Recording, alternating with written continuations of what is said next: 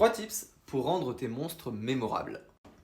Si tu crées un univers fantastique et que tu as tes propres créatures dedans, voici 3 tips pour les rendre plus mémorables, impactantes et que les personnes s'en souviennent. Avant tout, inspire-toi de ce qui existe déjà. Pourquoi est-ce que la bête du Gévaudan, les griffons, les dragons sont aussi mémorables et impactants? Avant tout parce qu'il y a tout un folklore autour, il y a tout un imaginaire.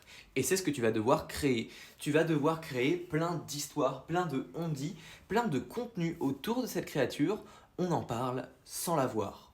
Ça peut passer par des noms de tavernes, des chansons, des contes, des rumeurs, plein de choses comme ça, mais parle-en avant que les personnes les découvrent en chair et en os.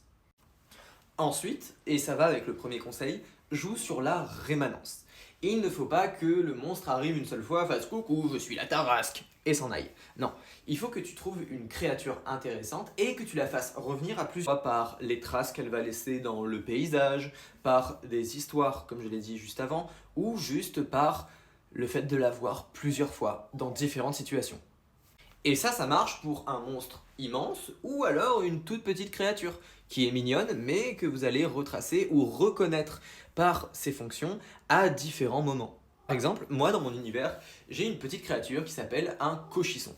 Et en fait, le cochisson, c'est un mélange entre un cochon et un hérisson, c'est tout petit et ça donne de la chance aux femmes et ça maudit les hommes. Bref.